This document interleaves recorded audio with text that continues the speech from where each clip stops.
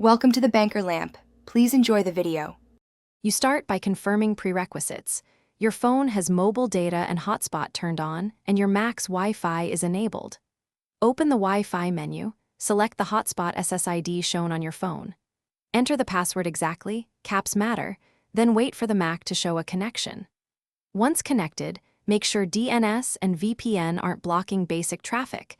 Disabling VPN briefly isolates the hotspot link. This first step proves the AirLink works before we optimize settings for stability and speed. Now you optimize the connection for reliability and performance.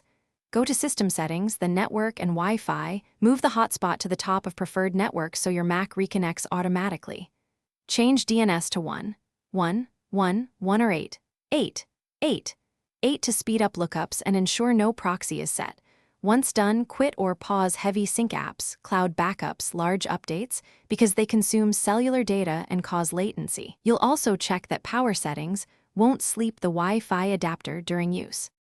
Finish by validating the link.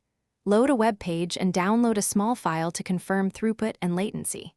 If the connection drops or is slow, toggle the phone's hotspot off and on, turn Mac Wi-Fi off and on, or choose Forget Network and rejoin. These quick resets clear handoff glitches.